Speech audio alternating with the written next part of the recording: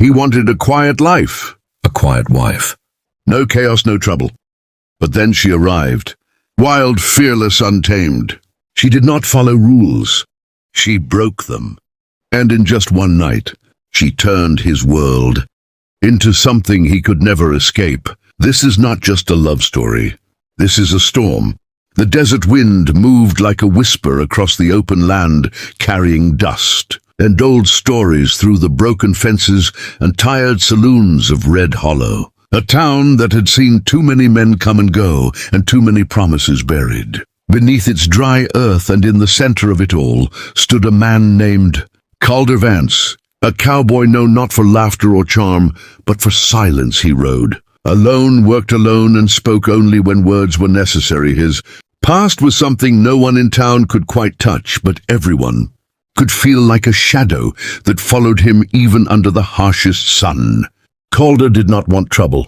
He did not want love, and he certainly did not want anything wild in his life. After years of riding through war, loss, and betrayal, he had decided that peace was the only thing worth chasing. A quiet ranch, a quiet life, and if fate insisted, a quiet wife, someone gentle, someone who would not ask too many questions or stir the storms he had buried deep inside. But fate had its own way of laughing at men like Calder.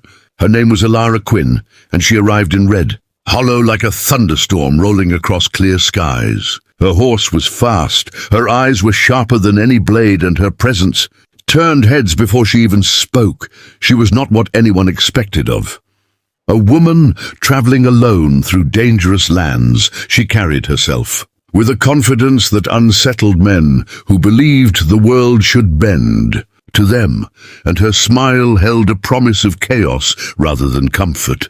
The first time Calder saw her, she was standing in front of the saloon arguing with a man twice her size, and winning not with force, but with a fire in her voice that made the crowd step back. She did not fear him, she did not fear anyone, and when her eyes met Calder's across the street, something unspoken passed between them, something that neither of them understood, but both of them felt.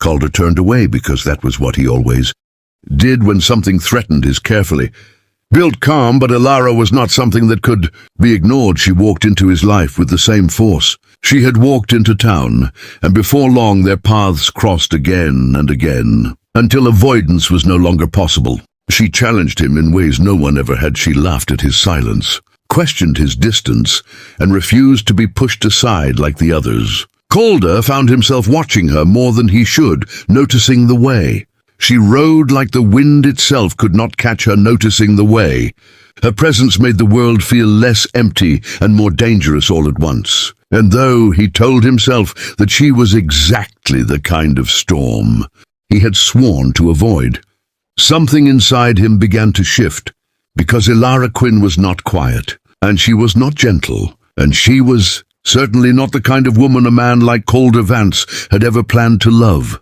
In the following weeks, tension grew between them.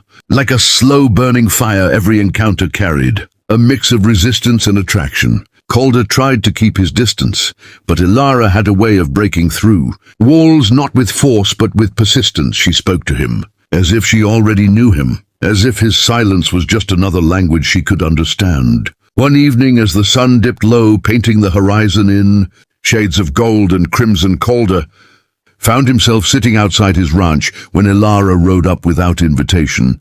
She dismounted with effortless grace, tying her horse, before walking toward him as if she belonged there. "You always look like you are waiting for something," she said, her voice calm yet curious. Calder did not respond at first. He simply looked out across the land. Then finally he said, "I am waiting for nothing." She smiled slightly. "That sounds like a lonely thing to wait for." He frowned. "You should not be here." "And yet I am," she replied, stepping closer, her presence filling the space around him in a way that made it impossible to ignore.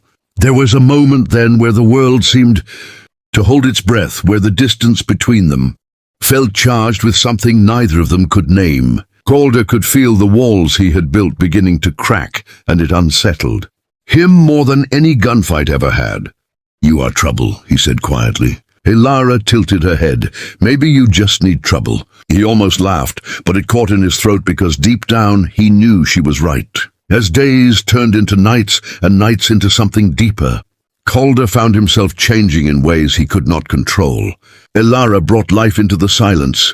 She pushed him to speak, to feel, to remember what it was, like to be more than just a man surviving each day. But with that change came fear, because the closer he let her get, the more he realized that losing her would hurt more than anything he had ever endured before. And Ilara had her own secrets, her own reasons for wandering that hinted at danger following her, like a shadow, one that had not yet reached Red Hollow, but would soon.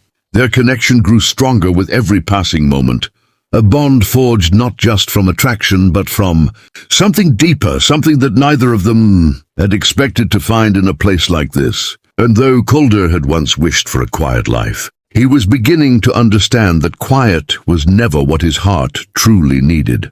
Because some storms do not destroy, some storms awaken, and Ilara Quinn was only just beginning.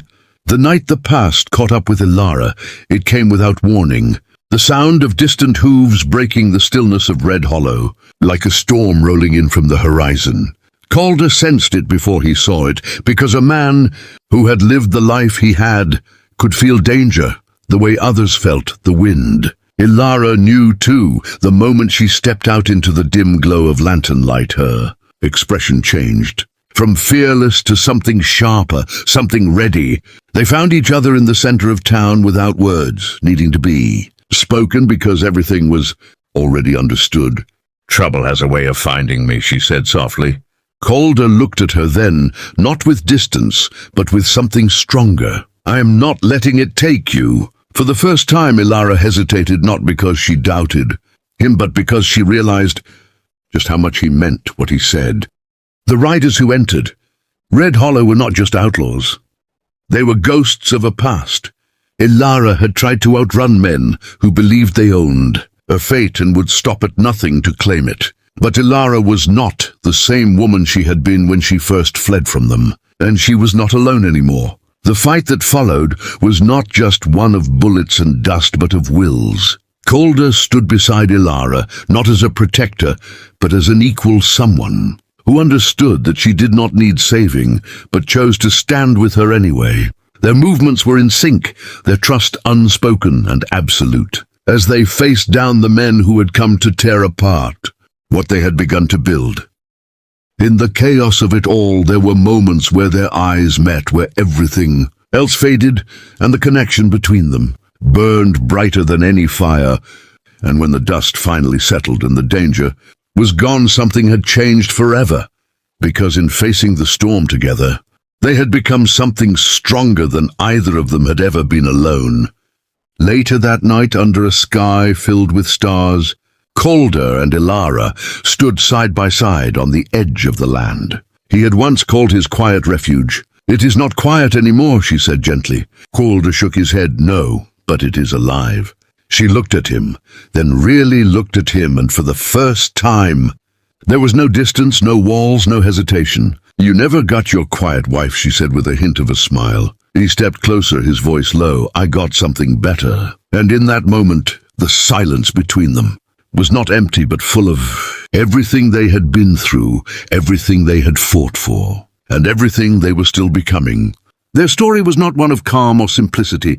It was one of fire and resilience, of two souls who had found each other in a world that tried to break them. And as the first light of dawn began to rise over the horizon, Calder realized something he had never believed before. Peace was not the absence of chaos. Sometimes peace was found in the arms of the storm itself. And Ilara Quinn was his storm, not to survive, but to love.